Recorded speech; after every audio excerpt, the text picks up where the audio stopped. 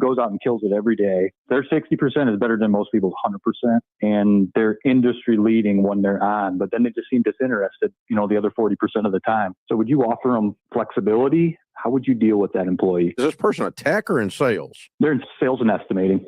Okay. What is it that does excite them when they're on? Why are they on? Gathering subcontractor bids and supplier bids, that excites them, and then negotiation going on. The tactile part of it maybe is what doesn't excite them. Which involves what? HVAC equipment, counting the number of X. Does that make sense? Yeah. So why don't you have somebody else do that?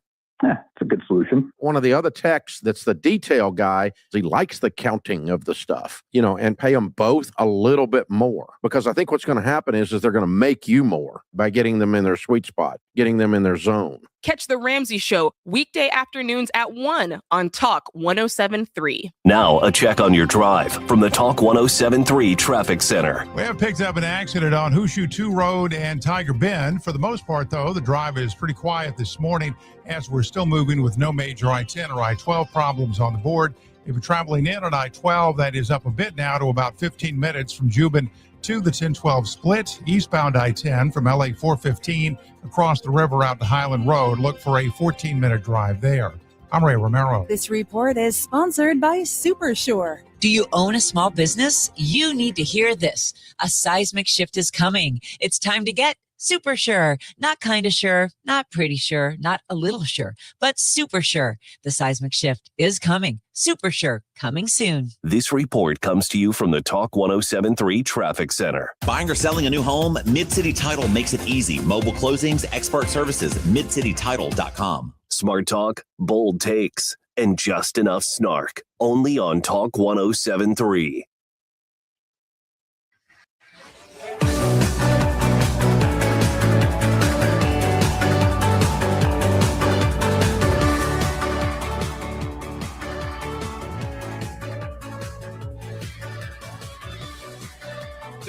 Talk 107.3 FM, WPRP. Mornings with Brian Haldane rolling right along. It is sports time. Hey, don't forget that Week 15 in the NFL will start Thursday when the Tampa Bay Buccaneers host the Atlanta Falcons. Coverage starts at 7 p.m. on your home for Thursday and Monday Night Football. That would be Talk 107.3 FM right here. And, oh, by the way, while we're previewing football that's on Talk, don't forget Friday night, Ken Trahan's Original, y'all. Ken Trahan's Original Prep Football Report. Get live in-game updates from the Caesars Superdome this Friday, 6 to 11 p.m. during the LHSAA Prep Football Championships. It's Ken Trahan's Original, presented locally by Dr. Pepper and the Harold Perkins Jr. Tuition Program right here on Talk 107.3 FM. All right, let's talk a little Saints. Well, actually, let's do this sequentially. Monday Night Football wrapped up Week 14 in the NFL last night. It was the Chargers 22, the Eagles 19. Rather uneventful game for an overtime game. It was 8 turnovers between the two teams, field goal laden game. If you had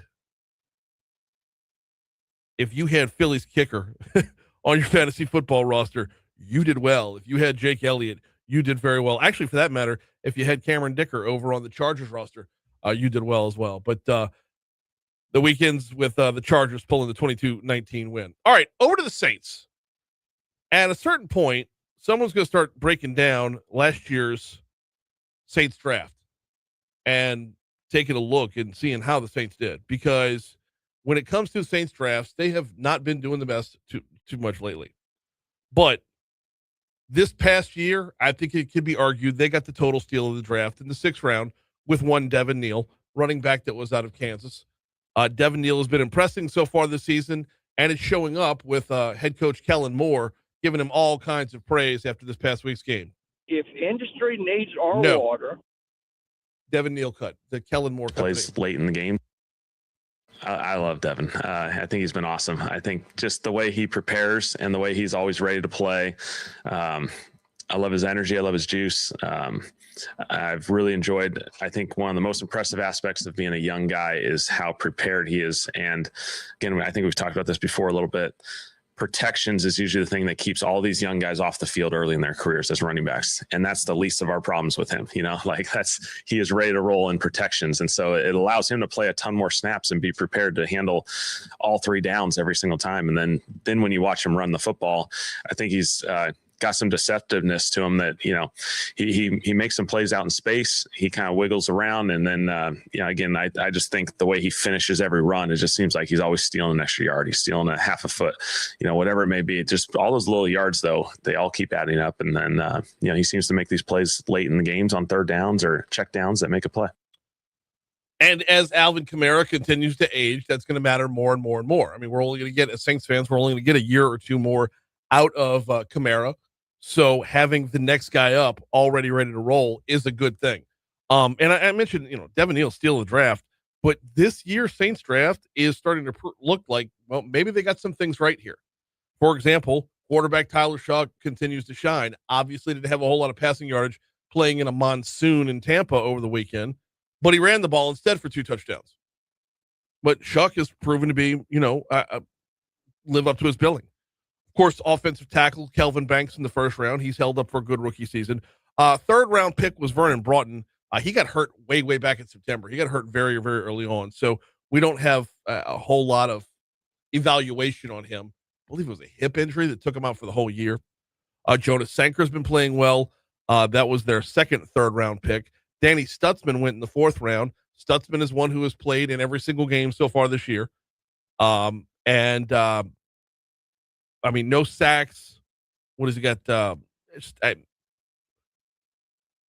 handful of tackles. I mean, he goes out there as of right now, averaging a little bit more than 1 tackle per game. But as a rookie linebacker, he's starting to plug and play a little bit.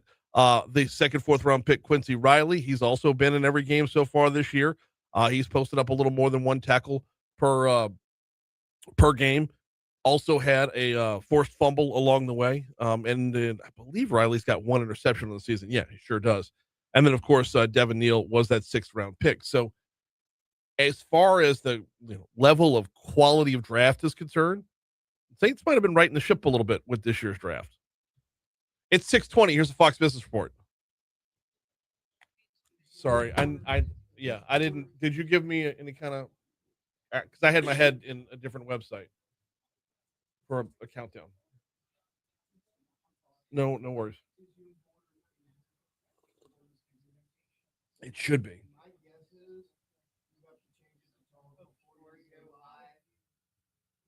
Yeah, it should be. There should be a Mornings with Brian Haldane before I go live.